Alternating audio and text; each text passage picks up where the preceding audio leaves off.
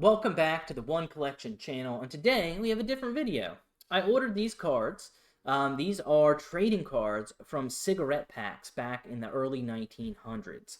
I found out that, cigarette and bubblegum packs had trading cards, little images, got some information on the back.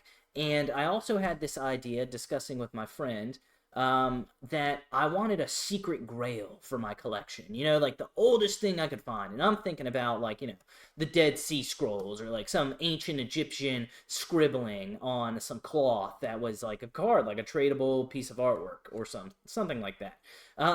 And I started to seek out one of these, and I found an authenticated one from the 1800s, and I ordered that for myself for about $45. And I also had this concept of the no mystery pack, like mystery pack concept, like a mystery box, except with no mystery. I wanted so much value to be in the box that you know exactly what's in it, and you want to be a part, and you want to order it. You want the product. And so I'm going to develop this over a year or so, but these cards are for that purpose. I want to start with from the early 1900s, a Holy Grail trading card, as part of the concept for these, no mystery boxes. And I think what I'll do is I will get like some packs of poker cards, like some bicycle cards with some artwork on the back, and I will cut little slits in them so that I can wedge these cards into the poker cards as like a holder, like just a placeholder, and then I can put those in sleeves because I like everything being card shaped and card sized. So that's what I'm gonna do. I guess maybe I'm just realizing that some of these will be better sideways, or do I do it tall ways for every one and then you just turn the card just like you would?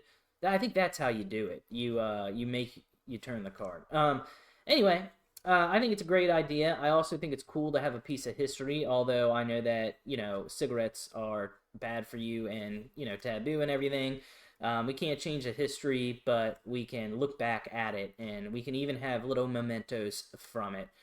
So I also have, hiding in the back there, a card that this guy, or the shop that I ordered off of eBay, he shipped a free card in there as well.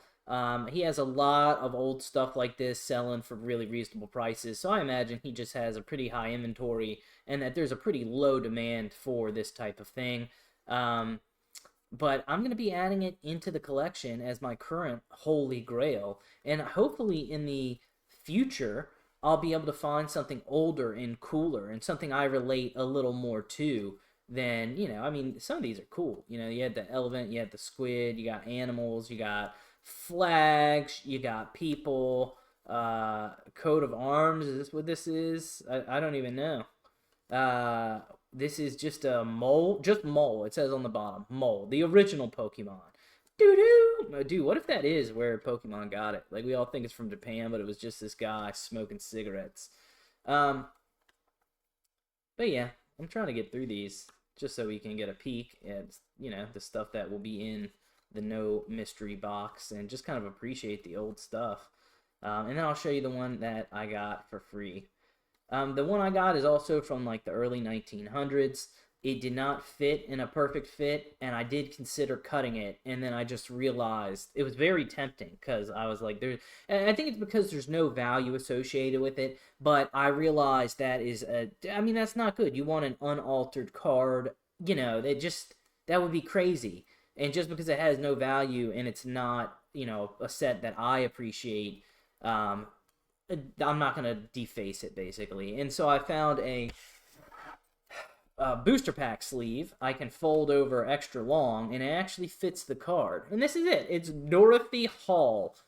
She is holding a cigarette in her hand. I guess this was also one of the 36 real photographs now being packed with these cigarettes in modern beauties.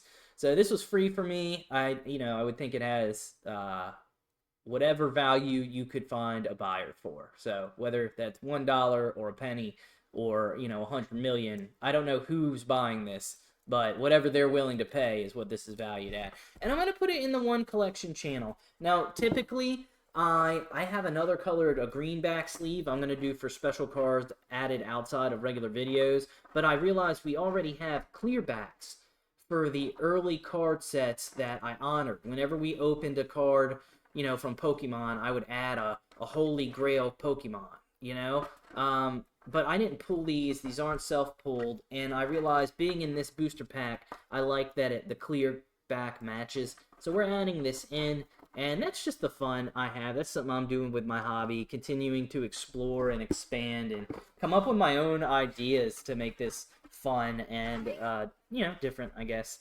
But that's it. I hope you enjoyed, this blast from the past, and I will see you